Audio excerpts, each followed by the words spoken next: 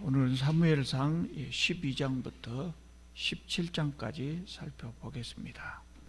11장에서 사울왕이 암몬과의 전쟁에서 완벽한 승리를 거둔 것을 우리가 함께 살펴봤습니다. 그래서 사무엘은 백성들을 길갈에 모으고 사무엘 왕의 즉위식을 거행했습니다. 이제 사울이 왕이 되면 이제는 사무엘은 물러나는 것이 순서겠죠. 그래서 12장에서는 사무엘이 물러나는 고별사가 나옵니다. 사무엘이 물러난다고 하는 것은 완전히 물러난다는 것은 아닙니다. 모든 사역을 접는 것이 아니고, 사무엘은 그 전에 사사였잖아요. 그러니까 이스라엘의 통치자였단 말이죠. 왕 같은 중앙 집권적인 강한 통치력을 가지고 있는 것은 아니었지만, 사사라고 하는 것이 재판을 하고 하는 그런 역할이기 때문에 사실상 통치자의 역할이었고, 동시에 선지자와 제사장을 겸했었는데, 사사의 활동, 통치자의 활동은 사울에게 넘기고 이제 이후로는 선지자와 제사장의 직무만 수행한다는 것입니다. 그 고별사가 이제 12장의 말씀입니다. 그러니까 12장을 계기로 12장을 분수령으로 해서 사사시대가 끝나고 왕정시대가 새로 시작이 되는 겁니다. 1절에서 5절을 보면 사무엘이 먼저 자신의 직무를 쭉 돌아봅니다. 회상하는 이야기를 합니다. 대표적인 구절이 3절입니다. 내가 여기 있나니 여호와 앞과 그의 기름 부음을 받은 자 앞에서 내게 대하여 증언하라. 내가 누구의 소를 빼앗았느냐, 누구의 나귀를 빼앗았느냐, 누구를 속였느냐, 누구를 압제하였느냐, 내 눈을 흐리게 하는 뇌물을 누구의 손에서 받았느냐, 그리하면 내가 그것을 너희에게 갚으리라. 자신 있게 이야기하죠. 그리고 백성들도 그것을 인정합니다. 정말 그렇습니다. 그 못된 짓 한 적이 한 번도 없습니다. 인정합니다. 사무엘은 참 좋은 사람이었죠. 참 훌륭한 지도자였죠. 자녀들 교육을 좀 잘못시킨 것이 혐의지만, 그래서 미국 사람들 이름 보면 사무엘이라는 이름이 굉장히 많습니다. 사무엘. 6절에서 13절을 보면 사무엘 이야기가 이제 계속 나옵니다. 사무엘 이야기 내용이 뭐냐면, 인간 왕이 없어도, 인간이라고 하는 왕이 없어도 하나님께서 이스라엘을 잘 다스려 오지 않았느냐, 그럼에도 불구하고 너희들은 기어코 왕을 요구했다. 그래서 하나님께서 왕을 세워주셨다, 그렇게 말합니다. 그리고 14절 경고입니다. 왕을 세워주셨다고 해서 방자히 행하면 벌을 면치 못할 것이다, 그렇게 이야기하고 사사직을 떠납니다. 그러나 백성을 향한 그의 의무가 아직도 있다고 말합니다. 아직도 남아있어요. 23절입니다. 나는 너희를 위하여 기도하기를 쉬는 죄를 여호와 앞에 결단코 범하지 아니하겠다. 요 아주 유명한 말이죠. 기도하기를 쉬는 죄. 사무엘은 제사장이잖아요. 오늘 우리 시대에는 모두가 다 제사장이니까 각자 자기 죄를 하나님 앞에 고할 수 있어요. 근데 그때는 그러지 않았거든요. 제사장만이 백성의 죄를 중보할 수 있었어요. 그렇게 기도하기를 쉬는 죄를 결코 범하지 않겠다. 선하고 의로운 길을 너희에게 가르칠 것이고 너희는 마음을 다하여 하나님을 진실히 섬기라, 그렇게 말합니다. 이것이 사무엘의 고별사입니다. 목사들이 목사 일을 다 하고 난 다음에 이런 고별사를 자신 있게 할 수 있으면 참 좋겠죠. 자, 13장. 드디어 이제 사울왕의 시대가 시작됩니다. 그런데 시작이 별로 안 좋습니다. 사실은 이미 시작했죠. 이미 시작했지만 사무엘의 시대가 끝나고 사울왕의 시대가 본격적으로 시작하는 모습이 이제 13장인데, 시작하는 모습이 별로 안 좋아요. 1절을 보면 사울이 왕이 될 때 40세라. 그가 이스라엘을 다스린 지 2년에, 처음에 왕이 될 때는 40세였는데 이스라엘을 다스린 지 2년이 되었단 말이죠. 사울이 사무엘을 처음 만났을 때 9장에서 우리 성경은 소년이었다고 소개하고 있거든요. 근데 진짜 소년이 아니라 40세쯤 됐었죠. 40세. 근데 아주 젊은 활발한 그런 혈기 왕성한 나이였다. 그래서 소년이라고 번역했는데 사실 청년을 의미하는 말이죠. 그리고 그때 이미 전쟁에 참여하여서 싸울 만한 아들이 있었다고요. 아들이 40세니까 20살 된 아들은 있었을 것 아닙니까? 그 시대 사람들이 뭐 20이면 이미 다 결혼을 하니까. 자, 그렇게 됐습니다. 근데 그 2년에 왕이 된 지 2년에 블레셋이 쳐들어왔어요. 블레셋은 그때 사무엘하고 전쟁을 했죠. 미스바에서 기도할 때 쳐들어왔다가 사무엘에게 대패하고 영토도 일부를 빼앗기고, 그리고는 다시는 사무엘이 통치하던 시절에 이스라엘을 넘보지 못했는데 이제 사무엘이 은퇴한 다음에 다시 이스라엘을 넘보기 시작했어요. 그래서 사울이 이스라엘 사람들을 소집했습니다. 군대를 소집한 거죠. 그래서 이스라엘 사람들이 길갈에 모였습니다. 실로는 이미 파괴된 곳이라 실로에 모이지 않는 겁니다. 길갈에 모였습니다. 블레셋 사람들도 이스라엘과 싸우기 위해서 믹마스에 모였다 그랬어요. 지도를 잠깐 보십시오. 지도가 뭐 반드시 꼭 봐야 되는 것은 아니지만 지도를 안 보고 이렇게 글만 읽으면 좀 추상적인데 그림을 보면 좀 구체적으로 보여요. 우리가 글만 읽어도 머릿속에 그림을 싹 그릴 수 있으면 참 좋은데, 여리고 옆에 여기가 길갈이죠. 여기가 믹마스. 그리고 사무엘의 본거지는 기브아입니다. 수도가 없던 시절이라 왕이 살고 있는 기브아가 사무엘의 본거지가 된 거죠. 그런가 하면 라마는 사무엘이 있었던 사무엘의 그 사무 중심지가 됐죠. 사실상 수도 역할을 여기서 하기도 하고, 이제 기브아에서 사울은 기브아에서 수도 역할을 했어요. 그런데 블레셋과 싸우기 위해서 길갈에 사람을 모은 겁니다.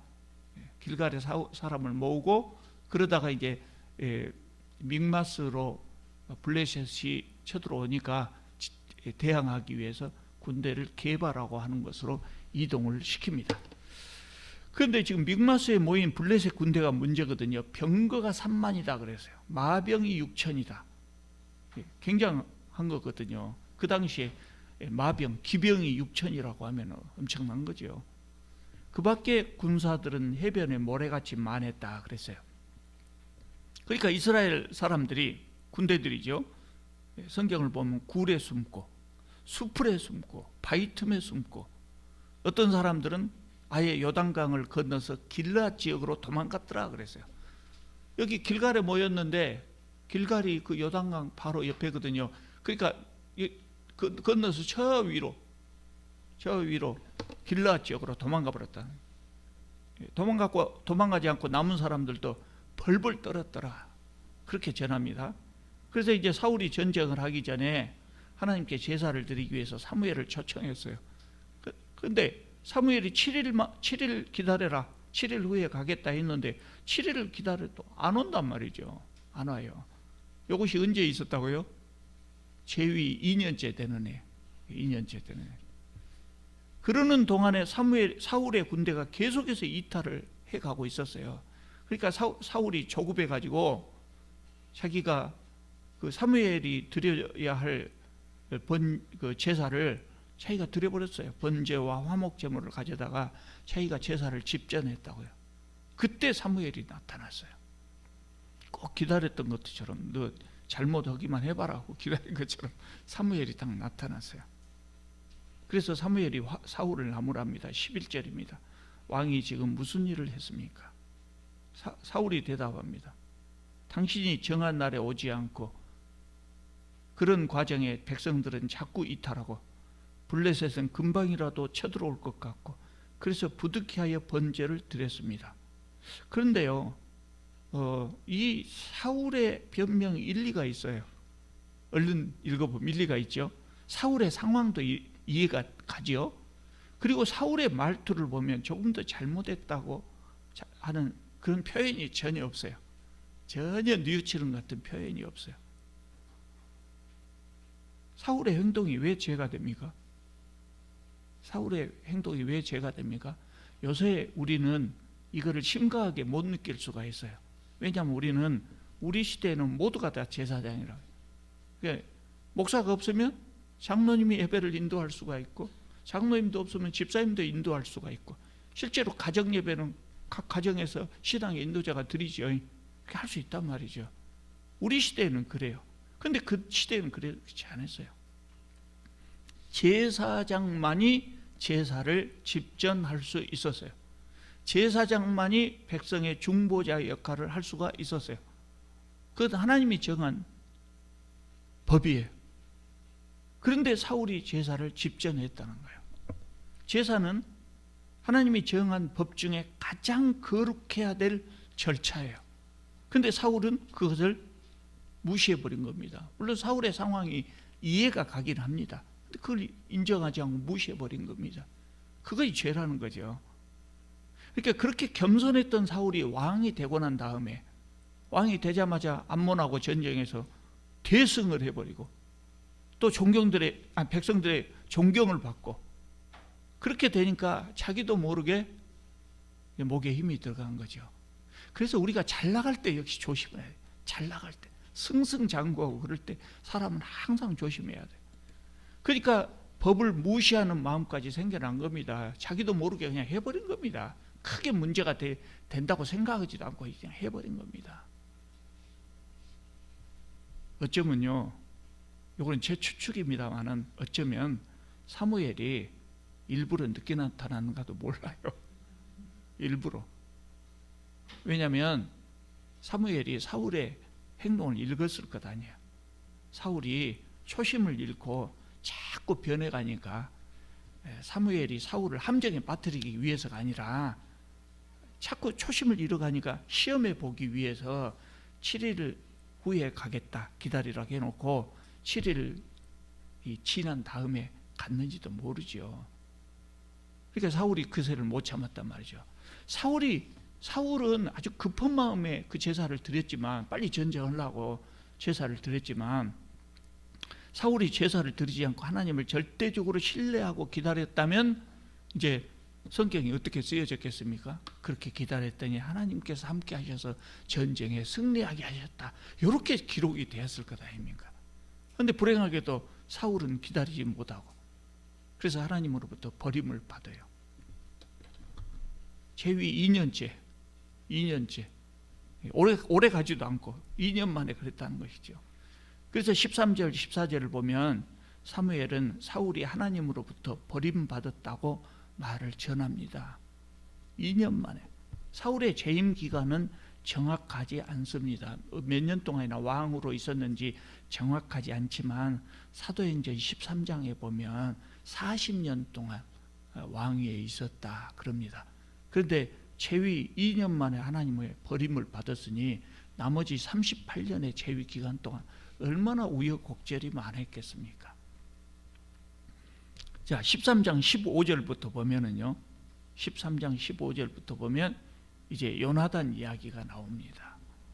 13장 15절부터 14장까지는 요나단을 소개하기 위한 단락이다, 이렇게 말할 수가 있어요. 사울이 자기하고 함께 한 군사 수를 세어보니까, 아까 이제 사무엘하고 그 이야기가 끝나고요, 군대 수를 세어보니까 600명만 남았어요. 600명만 남았어요. 근데 이제 블레셋 군대가 세 부대로 나누어서 진격을 해온단 말이죠. 그리고 13장 19절을 보면 의미 있는 말이 한마디가 나와요. 그때 이스라엘 온 땅에 철공이 없었다. 철공이 없었단 말, 뭘 말이겠습니까? 그 철을 다루는 사람들, 철을 다루는 사람들이 없었다. 무슨 말이냐면 이스라엘은 아직 철기 문명이 도입되지 않았어요. 블레셋은 있었어요. 그러니까 블레셋하고 전쟁하기가 어려운 겁니다. 철기 문명하고 청동기 문명이 붙으면 전쟁이 안 돼요. 새로 만든 칼하고 청동으로 만든 칼이 부딪히면 청동으로 만든 칼이 구겨져 본단 말이죠. 그리고 여기 성경에 보면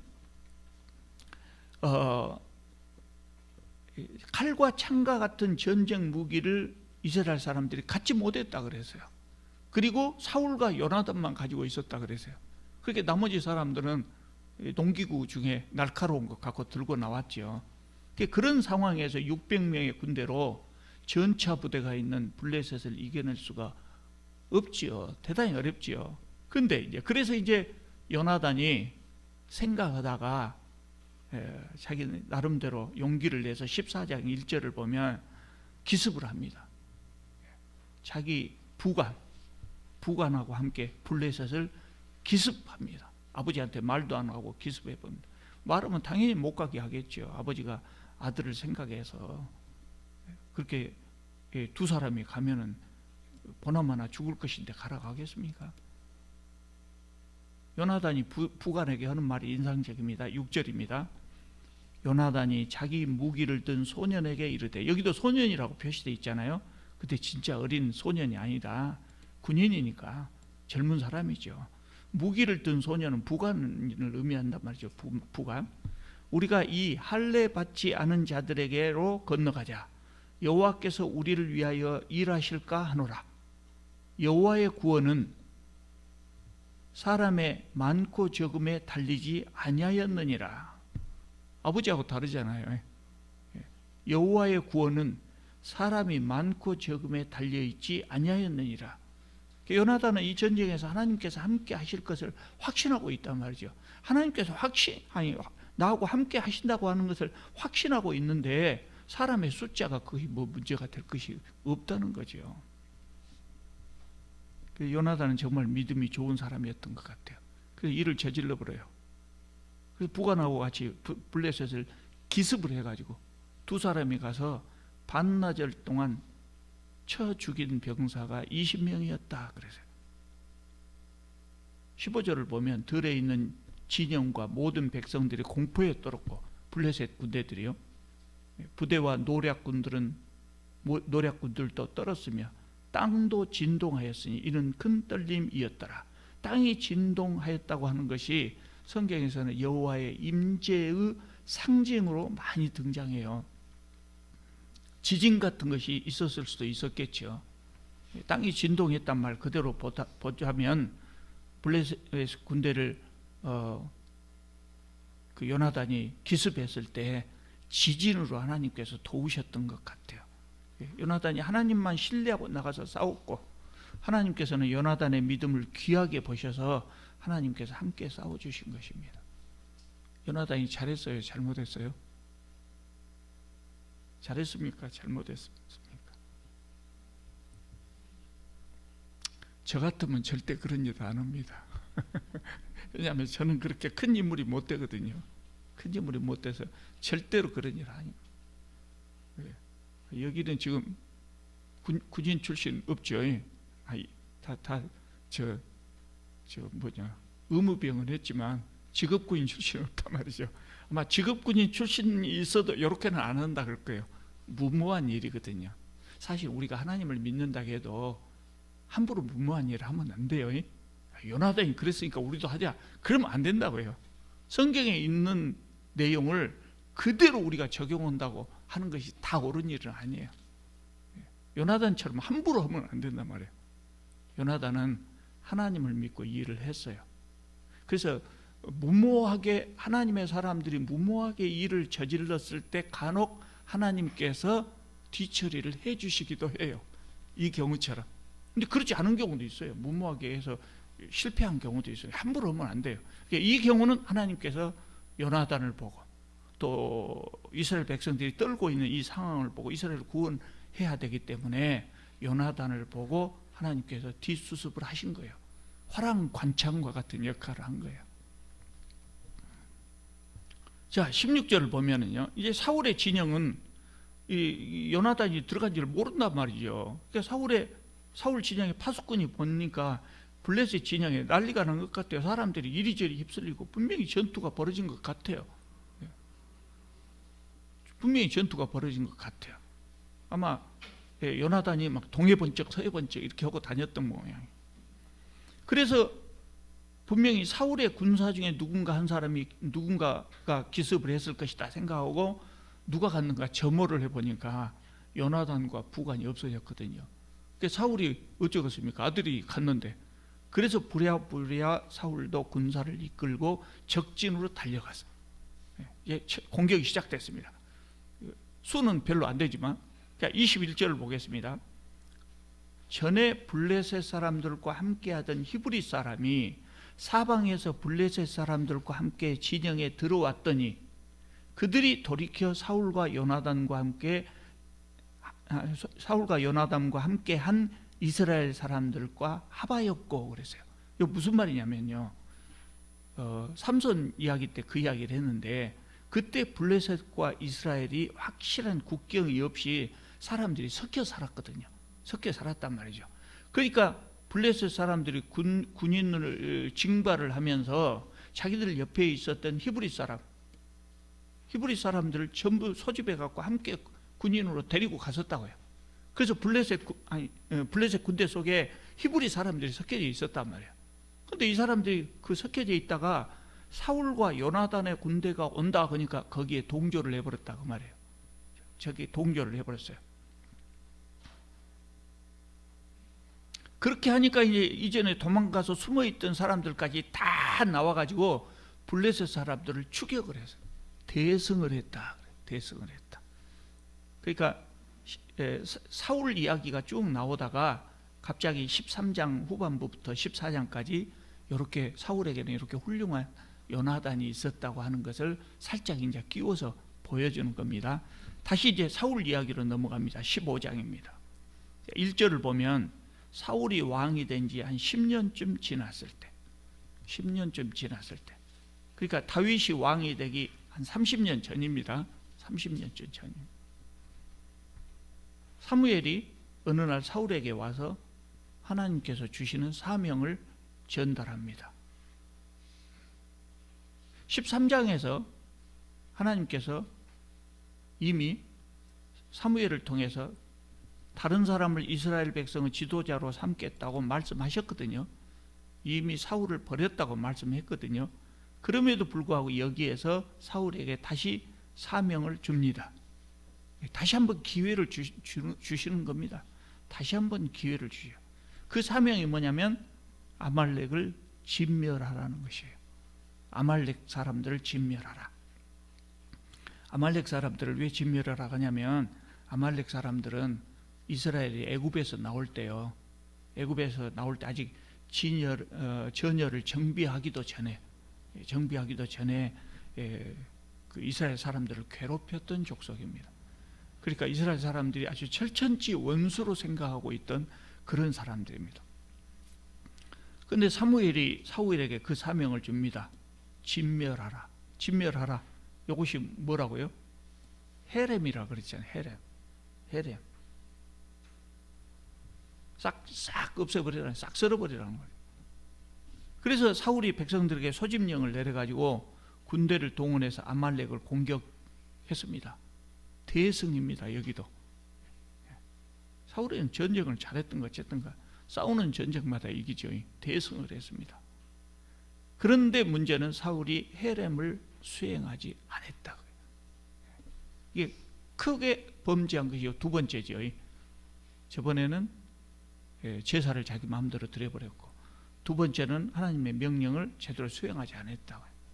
8절을 보면 아말렉 사람의 왕 아각을 사로잡고 칼날로 그의 모든 백성을 진멸하였으되 사울과 백성이 아각과 그의 양과 소의 가장 좋은 것 또는 기름진 것과 어린 양과 모든 좋은 것을 남기고 진멸하기를 즐겨 아니하고 가치 없고 하찮은 것은 진멸하니라. 싹 썰어버리라는 이유는요, 하나님께 드리는 것이거든요. 하나님께 드리는 방법으로 싹 썰어버리라고 하는 거죠. 근데 그렇게 하지 않았어요. 아각을 다 죽였는데 아각은 왜 안 죽였을까요? 자신의 명예를 위해서죠. 내가 이 아말렉 왕도 잡아왔다. 백성들한테 보이고 자랑하려고 한 거죠. 좋은 가축들 왜 진멸하지 않았습니까? 욕심났기 때문입니다. 그러니까 다시 한번 준 기회를 이 마지막 기대를 저버린 것이죠. 그래서 하나님께서 사무엘에게 사울에 대한 최후의 선언을 하십니다. 11절 보면 내가 사울을 왕으로 세운 것을 후회하노니 그가 돌이켜 나를 따르지 아니하며 내 명령을 행하지 아니하였음이니라. 그러니까 사무엘이 근심해서 저녁 내 여호와께 부르짖으면서 기도했다 그랬어요. 다음 날 이제 사무엘이 사울을 만나려고 아침에 일찍 일어나서 갔습니다. 갔더니 어떤 사람이 보고하기를 사울이 갈멜에서 자기를 위하여 기념비를 세우려고 길갈로 내려갔다는 거예요. 전쟁 승리한 기념비 세우려고 길갈로 내려갔다고요. 이것이 보통 사람들의 모습이거든요. 심각한 명예욕이죠. 지금 사무엘은 굉장히 심각해 있어요. 하나님의 말씀을 듣고 저녁 내 기도하고 울부짖으면서 기도하고 심각해 있는데 사울은 그런 것 생각도 못하고 기념비 세우러 갔다고요. 이 전쟁은 하나님의 전쟁이거든요. 그러니까 승리도 하나님의 승리예요. 그래서 사울은 자기의 영광을 위해서 아각을 사로잡은 것도 부족해서 기념비를 세우려고 한 겁니다. 승리를 자신의 공으로 돌리려는 것이죠. 이것이 사울의 변한 모습이었다. 처음에 사울은 얼마나 겸손한 사람이었습니까? 이게 사울의 변한 모습이에요. 자, 사무엘이 사울을 찾아갔습니다. 사울이 아주 의기양양한 모습으로 나옵니다. 13절을 보겠습니다. 사무엘이 사울에게 이른즉 사울이 그에게 이르되 원하건대 당신은 여호와께 복을 받으소서 내가 여호와의 명령을 행하였나이다. 이렇게 이야기를 합니다. 뻔뻔한 것 같기도 하고 의식이 전혀 없는 것 같기도 하고 그래요. 자기가 하나님의 명령을 잘 수행했다고 자랑합니다. 그렇게 사무엘이 묻습니다. 왜 헤렘을 하지 않았느냐? 그러니까 내 귀에 들리는 이 가축들의 소리가 무슨 소리 무엇이냐? 그 말은 왜 헤렘을 하지 않았느냐? 그 말이죠. 그러니까 사무엘이 당당하게 대답합니다. 하나님께 드리기 위해서 그랬다. 하나님께 드리기 위해서 안 죽였다. 하나님께 드리는 거 제사지요. 그러니까 이제 여기서 사무엘의 그 유명한 말이 나옵니다. 22절입니다. 사무엘이 이르되 하나님께서 번제와 다른 제사를 그의 목소리를 청종하는 것을 좋아하심 같이 좋아하시겠나이까? 순종이 제사보다 낫고 듣는 것이 숫 양의 기름보다 낫습니다. 그렇게 이야기를 합니다. 하나님께 제사를 드리기 위해서 순종하지 않았다는 거예요. 그러나 사무엘은 순종하는 것이 제사를 드리는 것보다 낫다는 거예요. 순종이 중요합니까? 제사가 중요합니까? 다 중요하지요. 다 중요하지요. 다 중요하지 않습니까? 다 중요하지만 순종 없이 제사만 드리는 것은 하나님께서 받지 않으신다. 순종 없이 제사만 드리는 것은 하나님이 받지 않으셔요. 삶은 자기 마음대로 살면서 예배 드릴 때만 넥타이 메고 양복 입고 점잖은 척 예배 드리고 있으면 하나님이 오히려 기분 나쁘게 생각하신다고요. 그것이 창세기 4장에 나와요. 가인과 아벨의 제사가 그거거든요. 하나님이 가인의 제사는 받지 않으시고 아벨의 제사는 받으셨어요. 왜 그래요? 바로 이게 삶이 뒷받침되지 않아요. 그러니까 4장을 자세하게 읽어보면 하나님께서 가인의 제사는 받지 않으시고 아벨의 제사는 받으셨다. 이렇게 표현이 된 것이 아니라 하나님께서 가인과 그 제물은 받지 않으시고 아벨과 그 제물은 받으셨다. 그러니까 제물을 받기 전에 그 사람을 받으신 거예요. 아벨이 받을 만한 사람이었기 때문에 아벨의 제물도 받으신 거죠. 그리고 이제 하나님 앞에 툴툴거리고 있어요. 가인이 왜 내 제물을 내 제사는 안 받으십니까? 툴툴거리고 있으니까 하나님께서 가인에게 뭐라고 이야기합니까? 네가 선행을 행했다면 어찌 낯을 들지 못하고 있느냐. 가인은 평소에 그런 사람이었다. 그러니까 그 제물을 받지 않는 거예요. 순종이 제사보다 낫다는 것은 그 말이에요. 하나님 말씀에 순종한. 그러니까 이것이요, 이 말은 사무엘서에 처음으로 이제 등장합니다만은 이후에 나타나는 거의 모든 선지자들이 이런 이야기를 하거든요. 표현은 달라도 특히 예레미야 선지자는 뭐라고 이야기하냐면요, 하나님께서 너희들을 애굽 땅에서 불러내셔가지고 이제 시내산에 가서 하나님 백성으로 계약을 맺잖아요. 계약을 맺을 때 뭐라고 하셨냐? 너희들이 나한테 재물을 맛있는 것을 바치면 내 백성이 된다. 그러니까 재물 많이 바쳐라. 요 이야기 했냐 그거예요. 그 이야기 하기 전에 내 말에 순종해라. 내가 주는 계명에 순종해라. 그 말을 하지 않으셨냐? 근데 너희들은 말씀에는 순종하지 않고 재물만 바치려고 했다. 그것이 예레미야서도 나오거든요. 우리 예배도 마찬가지예요. 그러니까 우리가 예배를 드리러 나올 때 제가 항상 강조하는 거예요. 그거예요.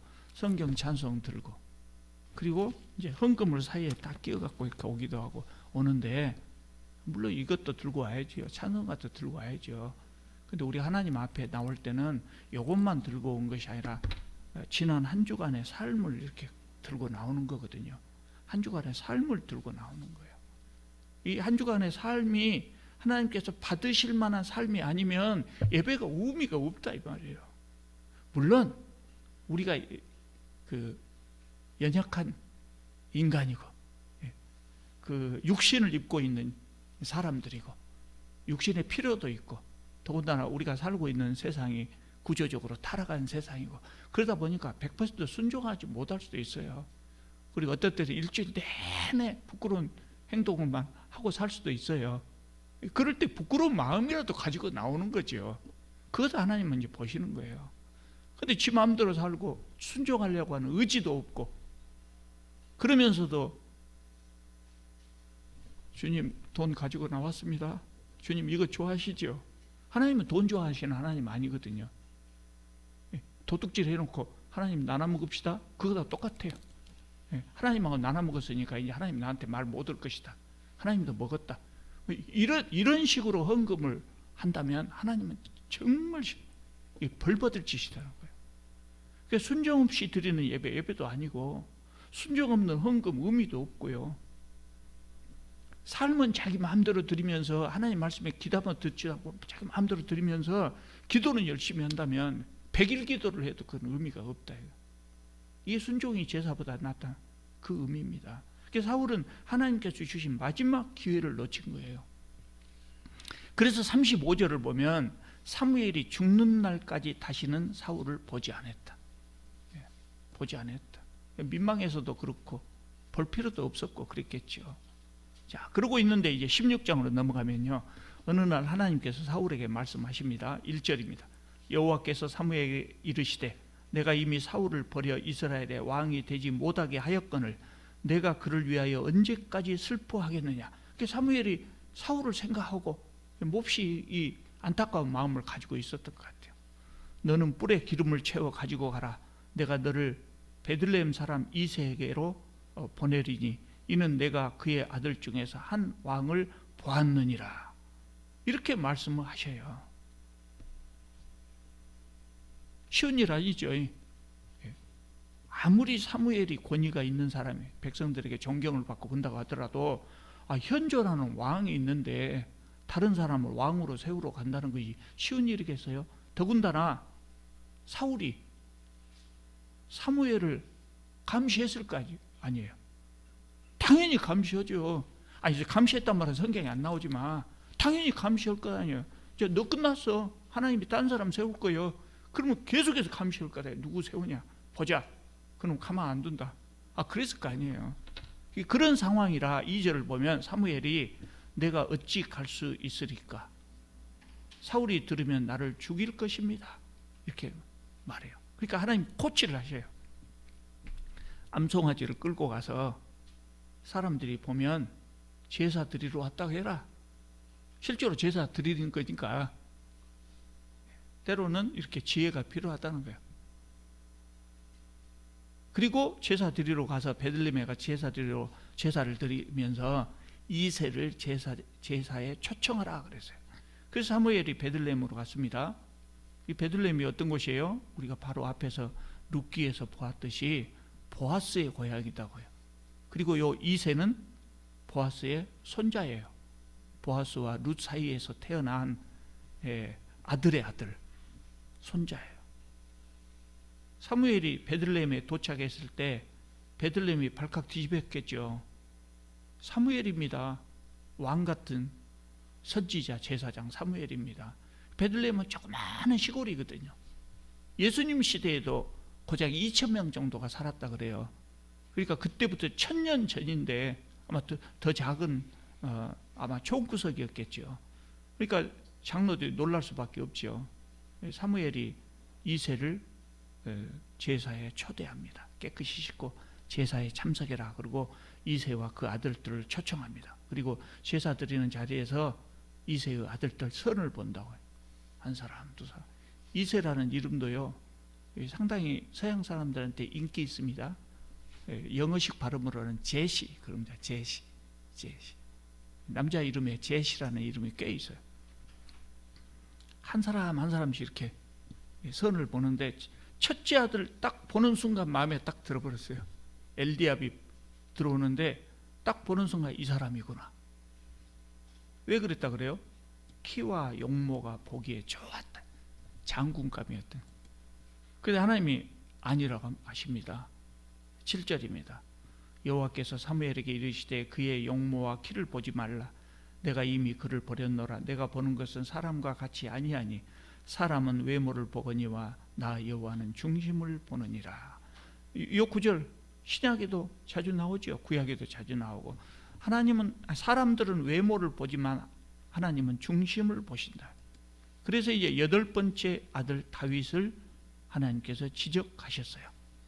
왜 사무엘이 다윗을 알아보지 못했을까요? 그때 다윗의 나이가 고작 12살 정도 됐을 것으로 추측합니다. 12살. 그러니까 12살 된 아이는 큰 제목인가 아닌가 구분하기가 어렵잖아요. 그리고 당시에 어린아이들은 사람 대접을 받지 못했어요. 어른들만 사람이에요. 사람 대접을 받지 못했어요. 그래서 사무엘의 눈에 다윗이 쏙 들어오지 않았던 겁니다. 사람들은 외모를 보고 판단한단 말이죠. 외모를 판단. 우리가 외모를 보고 사람을 판단할 때 상당히 맞아 들어가요. 그렇죠? 싹 봐도 외모에서 풍기는 거 있지 않습니까? 그런데 우리가 그 사람을 보고 판단할 때 우리의 그 가치관이 이미 세상에 타락한 가치관으로 상당히 오염되어 있어요. 그것으로 보면 그렇게 보일 수도 있어요. 하나님은 중심을 보신다 그랬어요. 그러니까 엘디압이 사무엘의 눈에도 훌륭해 보였지만 하나님께서 선택한 사람은 아니었다. 그래서 하나님께서는 당시에 사람 축에 들지도 못했던 어린아이, 그 다윗을 지목하신 거예요. 그래서 사무엘은 하나님 명령대로 다윗에게 기름을 부었습니다. 자, 13절을 보면 다윗이 기름 부음을 받은 후에 여호와의 영에 크게 감동되었다 그랬습니다. 여호와의 영에 크게 성령 충만해버린 겁니다. 제가 늘 말씀드린 대로 오순절 성령께서 오시기 이전에는 아무에게나 성령이 안 왔어요. 오늘 우리는 모두 다 성령을 받고 한번 받은 성령은 영원하게 우리와 함께 하시지만 그 이전에는 성령은 하나님에게 선택된 특별한 사람에게만 왔어요. 그래서 다윗이 지금 하나님의 영에 감동되었다고 하는 겁니다. 사울도 하나님의 영에 감동됐었잖아요. 사무엘이 처음에 사울을 선택했을 때. 그런데 사울이 어떻게 되냐? 비교하게 하기 위해서 14절에 보면 사울 이야기가 나옵니다. 사울에게서는 하나님의 영이 떠났다고. 하나님의 영이 떠나고 말았다는 거예요. 그러니까 이것을 상징적으로 적어도 하나님이 보시기에 사울은 이미 이스라엘의 왕이 아니라는 거예요. 앞으로도 40년 이상, 사도행전 표현대로 하자면 30년 이상 이스라엘의 왕으로 있겠지만 하나님 편에서 볼 때는 이미 이스라엘의 왕은 사울이 아니고 다윗이라는 것이죠. 그리고 이제 성령이 떠난 다음에 사울에게 악령이 들어서 늘 번뇌했다고 했습니다. 갈수록 성격이 포악해지고요.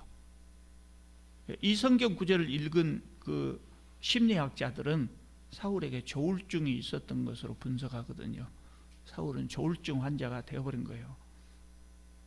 그래서 15절을 보면 사울의 신하들이 치료를 구원하는데 그때 그 치료가 뭐냐면 음악 치료예요. 음악 치료. 요새도 정신과에서 음악 치료, 미술 치료 하거든요. 음악 치료. 그래서 수금을 잘 타는 사람을 데려다가 음악을 들으면서 마음을 다시 정돈하시라고 그렇게 하니까, 그렇게 해서 추천된 사람이 다윗이 왔어요. 악연이죠, 악연. 그래서 사울에게 악령이 찾아올 때마다, 발작을 일으킬 때마다 다윗이 수금을 타면서 사울을 위로했어요. 자, 17장입니다. 다시 블레셋 사람들이 쳐들어왔습니다. 요나단으로 인해서, 아까 우리가 살펴본 것처럼 요나단으로 인해서 심각한 타격을 받고 물러났는데 새 힘을 얻어서 왔어요. 새 힘. 새 힘이 뭐냐? 골리앗이에요. 골리앗. 4절에서 7절을 보면 골리앗의 체격을 소개합니다. 키가, 다른 것은 놔두고요, 키가 6규빗 한 뼘이었다 그랬어요. 6규빗. 6규빗이 얼마입니까? 6규빗은 요것이 한 규빗이거든요. 대략 45cm 정도 잡아요. 그러면 6규빗이면 45cm 곱하기 6 하면 얼마입니까? 6, 4, 24, 6, 5, 30, 270, 2m 70이죠. 그리고 한 뼘이었다. 이거 빼면 제 빼면 재보면, 요새는 안 재봤는데 옛날에 재보니까 25cm 정도 되거든요. 270에다가 25를 더하면 거의 3m였대. 성경이 뻥이라고, 거짓말이라고, 어떻게 이런 사람이 있냐고. 그런 사람들이 있어요. 1918년에 미국 일리노이에서 태어난 로버트 퍼싱 와들로우라고 하는 사람이 있었어요. 이 사람이 지금까지 지구상에서 태어난, 공식적으로 집계된 사람 중에 가장 키가 큰 사람이에요. 근데 그 사람 키가 얼마냐면 2m 72예요. 2m 72. 그러니까 골리앗, 거짓말입니까 아닙니까? 약간 과장은 있을지 몰라요. 삼국지 보면 막 엄청난 뻥튀기가 있거든요. 막 7척 장신, 8척 장신 했었는데 약간의 과장은 있을지 모르지만 엄청난 거인이었대요. 아니 실제로 2m 70인 사람이 2m 72cm, 이 사람 죽을 때 키가 2m 72cm였다. 그런 사람이 있었다니까요. 8절에 이제 골리앗이 전쟁을 청합니다. 양쪽 진영, 골리앗 진영, 블레셋 진영과 이스라엘 진영이 대치하고 있는데 골리앗이 앞에 나와서 싸움을 청합니다. 장수들끼리 싸워서 승부를 보자는 거예요. 대표로 나와서 승부를 보자. 병사들 목숨 헛되이 버리게 하지 말자. 그냥 장수들끼리 승부를 보자. 고대 전쟁에서 종종 있었던 거죠. 누가 이렇게 이것을 제안하겠습니까? 골리앗같이 유능한 장수가 있는 쪽에서 흔히 사용하는 방법이죠. 그런데 이스라엘은 그것에 응할 수가 없잖아요. 누가 가서 싸우겠어요? 11절을 보면 이 거대한 적 앞에서 사울과 온 이스라엘 병사들이 크게 두려워했다 그랬어요. 그리고 40일이 지나, 그렇게 대치 상태에서 두려움에 떨면서 40일이 지났어요. 이때 이새의 세 아들이 전쟁에 참여하고 있었어요. 다윗의 형들이죠. 그런데 어느 날 이새가 다윗을 불러갖고 형들이 잘 있는가 봐라, 무사한가 봐라, 심부름을 시켰다고요. 그래서 다윗이 전쟁터로 갔습니다.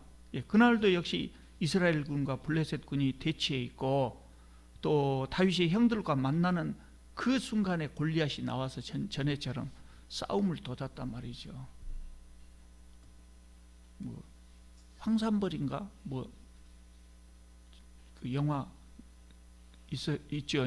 황산벌인가 영화 보니까 그냥 그 백제군하고 신라군이 특히 백제군으로 나온 배우가 이름이 뭔가 모르겠는데 아주 찰진 전라도 사투리로 욕을 겁나게 하대요. 막 욕하거든요. 도발하는 거죠. 그렇게 하고 있었다. 이스라엘 사람들 막 욕하면서 골리앗이 나와라 이 멍청한 놈들아 바보들아 뭐 그렇게 나와라 그랬겠죠. 다윗이 그것을 듣고 화가 났었다. 그 26절을 보면 다윗이 곁에 서 있는 사람들에게 말하여 이를 때 이 블레셋 사람을 죽여 이스라엘의 치욕을 제거하는 사람에게 어떠한 대우를 하겠느냐. 이 할례받지 않은 블레셋 사람이 누구이기에 살아계시는 하나님의 군대를 모욕하겠느냐. 다윗의 분노가 의분 아닙니까? 하나님의 성함이 모욕당하는 것에 대한 분노였단 말이죠. 모든 이스라엘 사람들이 벌벌 떨고 있었지만 다윗은 분을 낼 줄 알았어요. 다윗은 그만큼 하나님의 성함을 존중히 여기는 사람이었다. 그러니까 하나님이 다윗을 선택한 이유가 여가 있어요. 다 형들, 덩치 좋은 형들 제외하고 이 사람을 선택한 이유가 하나님을 존중히 여기는 사람이었다. 사무엘상 2장 30절에 그거 나왔었잖아요. 엘리 제사장에게 하나님께서 하신 말, 나를 존중히 여기는 자를 내가 존중히 여긴다. 사람들이 다윗의 말을 듣고 사울에게 보고를 했어요. 그러니까 사울이 다윗을 불렀습니다. 사울과 대화가 나옵니다. 32절입니다. 다윗이 사울에게 말하되 그로 말미암아 사람이 낙담하지 말 것이라. 다윗이 사울에게 말해요. 이때 다윗은 이 젊은 소년에서 청년기로 접어든 젊은 청년이었다. 아주 어린 청년. 근데 사울에게 낙담하지 마십시오. 제가 가서 저 사람하고 싸우겠습니다. 그러니까 사울이 웃음이 나오겠죠. 사울이 다윗에게 이르되 네가 가서 저 블레셋 사람과 싸울 수 없으리니 너는 소년이요 그는 어려서부터 용사임이라. 소년기를 막 벗어난 다윗이 골리앗의 상대가 되겠습니까? 그러니까 하지 말아야겠다고. 그러니까 다윗이 뭐라고 대답합니까? 제가 우리 양을 치는데 아버지 양을 치는데요 사자와 곰하고도 싸웠습니다. 그렇게 이야기를 하는 거예요. 골리앗은 양을 훔쳐가다가 죽임을 당하는 짐승들처럼 될 것입니다. 자신 있게 말해요. 참 대단하죠. 참 왕이 될 만한 용기죠. 그러니까 모든 사람들이 골리앗의 그 큰 덩치를 보고 놀랬지만 다윗의 눈에는 이 골리앗이 자기가 양치다가 들판에서 만난 한 마리 짐승하고 다를 바가 없었다. 사울조차 무서워서 벌벌 떨고 있는데 아직 어린 다윗은 조금도 두려워하지 않았다. 그것이 사울과 다윗의 차이예요. 뭔 차이일까요? 사울에게서는 하나님의 영이 떠나버렸고 반면에 다윗은 하나님의 영에 크게 감동되어 있었다. 그래서 두려움이 없어요. 다윗은 하나님께서 나에게 함께 하신다고 하는 것이 있었단 말이죠. 하나님의 영이 늘 같이 하고 있었기 때문에. 그러니까 사울의 눈에 보기에 골리앗은 두려운 존재지만 다윗의 눈에 보기에는 한낱 짐승에 불과했다는 것이죠. 믿음의 눈, 신앙의 눈을 가진 사람들은 그런 담대함을 가질 수 있다는 거예요. 그래서 사울이 다윗에게 가라 그렇게 했어요. 그리고 자기 갑옷도 주고 그랬지만 한번 입어보니까 이 어린 청년이 입기에는 너무 무거워서 사울도 건장했잖아요. 그래서 도로 다 벗어놓고 양치는 막대기와 매끄러운 돌 5개를 골라서 골리앗에게 갔다 그랬어요.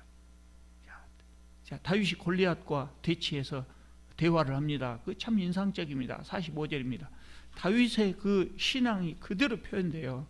다윗이 블레셋 사람에게 이르되 너는 칼과 창과 단창으로 내게 나아오거니와 나는 만군의 여호와의 이름 곧 내가 모욕하는 이스라엘 군대의 하나님의 이름으로 내게 나아가노라. 너는 창을 의지하고 무기를 의지하지만 나는 하나님을 의지해서 간다. 멋진 말이죠. 내가 모욕하는 이스라엘 하나님이 어떤 분인가를 보여주겠다. 그런 의미입니다. 46절입니다. 너를 이김으로 온 세상 사람들이 이스라엘 중에 하나님께서 계신 것을 알게 하겠다. 그러니까 하나님이 다윗을 사용하지 않을 수가 없죠.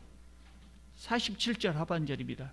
전쟁은 여호와께 속한 것인즉 그가 너희를 우리 손에 넘기시리라.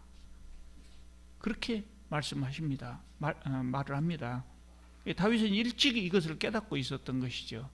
그리고 이제 여러분 아시는 대로 물맷돌을 싹 날렸더니 정확하게 골리앗 이마에 박혔어요. 어떻게 이렇게 정확하게 박혔을까요? 평소에 양치면서 연습을 했으니 얼마나 잘하겠습니까? 얼마나 잘하겠습니까? 정확하게 맞힐 수 있습니다. 연습 많이 하면. 손으로 하는데 못 하겠어요. 지난번에 제가 그 TV 그 스포츠 뉴스 시간인가 잠깐 나오는데 그 축구 잘하는 젊은 애기 있죠. 그 가만 있어. 예? 이강인이가 축구 연습을 하면서요. 그 페널티킥 차는데도 아니고 그 밖에 골 에어리라 합니까? 뭡니까? 그 박스 밖에서 공을 차는데요. 골대를 맞추는 연습을 계속해요. 발로 차도 골대를 맞춘다니까요. 그 멀리 발로 공을 차서 골대를 맞춰요. 야구 선수들은요, 요 공으로 지금 맞추려면 정확하게 맞춰버려요. 투수들은 요 스트라이크 존에서 코너를 던지는 연습을 계속 한다고요. 그러니까 문제없이 하죠. 그것도 직구로도 하고 커브로도 하고 딱 들어가는 연습을 하죠. 선동열이 공이 그랬다고 하잖아요. 포수가 밑을 텐대로 딱딱 꽂아준다고. 딱. 그런데 다윗도 계속 들판에서 연습을 했는데 안 되겠습니까? 하죠. 그런데 어떤 신학자는 이렇게 이야기를 해요. 어떤 신학자는 다윗이 돌을 던졌지만 돌의 방향은 하나님께서 인도하셨다. 그렇게 참 멋진 말을 하더라고요. 어쨌든 다윗의 믿음으로 이겼어요. 그리고 다윗이 달려가가지고 죽은 골리앗 칼을 빼서 골리앗의 머리를 베는 순간 이스라엘 군대가 큰 소리를 지르면서 달려나가가지고 완전히 또 대승을 하고 말았어요. 이거 이제 17장까지 이야기입니다. 여러분, 우리가 세상을 살아갈 때 어려움이 많지요. 좀 어려움이 많습니다. 그리고 세상의 어려움이라고 하는 것이 내가 보기에 골리앗과 같은 존재로 보일 때가 많아요. 두렵지요. 세상의 어려움 두렵지요. 그런데 믿음의 사람들은 그 상황에서도 나에게 이 다윗의 물맷돌과 같은 무기가 있다, 이것을 안단 말이죠. 그리고 하나님께서 이 돌이, 내가 돌을 던지면 이 돌의 방향을 잡아주실 것이다 하는 확신도 있다고요. 그렇기 때문에 무슨 일이든지 이겨낼 수 있는 자신감이 있는 거예요. 믿음의 사람들. 그래서 이길 수 있는 겁니다. 그러나 신앙이 없는 사람들은 자기에게 무기가 있다고 하는 걸 깨닫지 못해요. 하나님께서 도와주신다고 하는 것도 깨닫지 못해요. 상대방의 덩치만 보이는 거죠. 그래서 싸우지도 못하고 지는 겁니다. 그러니까 믿음이라고 하는 것이 그만큼 중요한 겁니다. 우리는 다윗처럼 이런 믿음을 가졌으면 참 좋겠어요. 그리고 참 세상을 이길 수 있기를 바랍니다. 오늘 말씀 생각하면서 잠시 동안 우리 합심해서 기도 드리겠습니다.